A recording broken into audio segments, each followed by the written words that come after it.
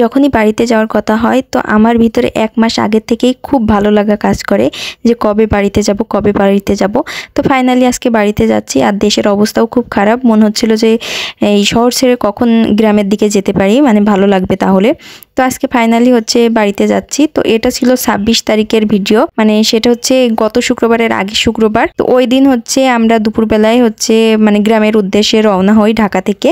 তো এখন বাজে 2:30। আমাদের বাসের টিকিট করা হয়েছিল 3:30টার সময়। আমরা যেহেতু এসিতেই যাওয়া আসা করি, তো এসি বাস হচ্ছে সকালে মানে সকালের টাইমেও ছিল না বা সন্ধ্যার দিকেও ছিল না, যে কারণে এই যে কড়া রোদ, তো এই দুপুরবেলা এই রোদের ভিতরে আমাদের যেতে হচ্ছে। আর আজকে এত বেশি রোদ ছিল, খুবই রোদ ছিল। তো এই যে আব্বু আম্মু আমি আর জেবা যাচ্ছে।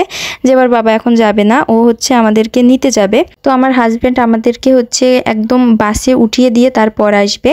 তো আব্বু আম্মু হচ্ছে রিক্সায় করে যাচ্ছে আর আমরা বাইকে করে যাব, মানে জেবা আমি আর আমার হাজবেন্ড। তো আমার হাজবেন্ড আমাদেরকে বাসে উঠিয়ে দিয়ে গেল, আর বাসের সিটটা একদম আমাদের প্রথমেই নেওয়া হয়েছে। তো সবকিছু দেখতে দেখতে যাচ্ছিলাম, বেশ ভালোই লাগছিল। আর এদিক থেকে জেবা তার বাবাকে না পেয়ে কান্না করছিল, আর কান্না করতে করতে এই যে ঘুমিয়ে গেছে। আর আজকে এত বেশি রোদ গরম ছিল কি বলবো। আসার সময় তো আপনারা দেখতেই পেলেন কি ঠাটা পড়া একটা রোদ। আর হচ্ছে আমরা যখনই বাসে উঠি তারপরেই দেখলাম বৃষ্টি শুরু হয়ে গেছে। তো এখন বেশ ভালোই লাগছে।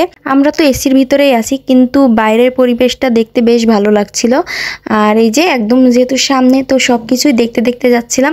আর এর ভিতর থেকে এই যে ফেরিঘাটেও আসলাম। আর ফেরিতে আসার সময় আমি মানে যখনই আসি তখনই এই যে ঝালমুড়ি খাই। আমার কাছে এই ঝালমুড়িটা খেতে বেশ ভালো লাগে। তো আজকে অনেক দিন পর মনে হলো যে একটু ফেরিতে নামি।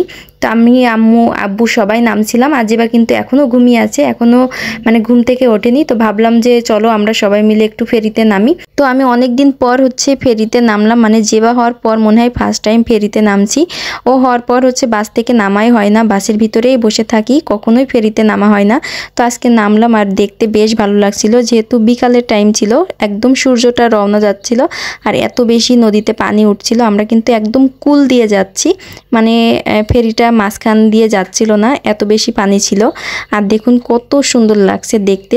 আর এদিক থেকে আমারও শরীরটা অনেক বেশি খারাপ লাগছিল, কারণ আমি লং জার্নি তেমন একটা করতে পারি না। তো এখনই হচ্ছে শরীরটা খুবই খারাপ লাগছিল। তো যখনই আমি বাড়িতে আসি বা ঢাকায় যাই তখনই মনে করি যে আসা যাওয়ার ভিডিওটা খুব সুন্দরভাবে করব, কিন্তু কখনোই করা হয় না, মানে শরীরটা এমন বেশি খারাপ হয়ে যায় তো আর ভিডিওটা করা হয় না। তো এই যে এখানে হচ্ছে আব্বু ডিম কিনে দিল, তো এখন ডিম সিদ্ধও খেয়ে নিচ্ছে। আর দেখুন এই সময়টা যে এত ভালো লাগছিল, একদম সূর্যটা রওনা যাবে আর নদীর মাঝখানে, দেখতে খুবই ভালো লাগছিল। মনে হচ্ছিল যে এখানেই বসে থাকি আর এইগুলাই দেখতে থাকি। তো এই যে আমরা কিন্তু এখন একটু মানে মাঝখানে আসছি, মানে একদম কিনারা দিয়েই আসছিলাম, কিন্তু এখন একটু মাঝখানে আছি। মানে পানি এত বেশি বাড়ছে যে ফেরিটা একদম কুল দিয়ে যাচ্ছে, মাঝখান দিয়ে যাচ্ছে না। আর এদিক থেকে জেবাও ঘুম থেকে উঠে গেছে, তো এখন জেবাও পানি দেখছে, কারণ ও কিন্তু এত বেশি পানি কখনোই দেখেনি।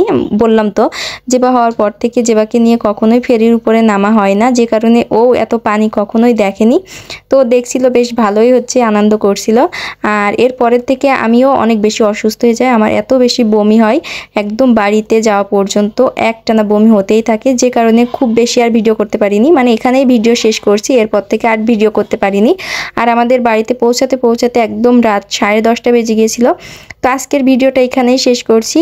আর আগামীকাল হচ্ছে একদম বাড়িতে যাওয়ার পর ভিডিও শুরু করব, তো সেই ভিডিওগুলো আপনারা দেখবেন। আর এই ভিডিওটা কেমন হলো সেটাও কমেন্ট করে জানাবেন।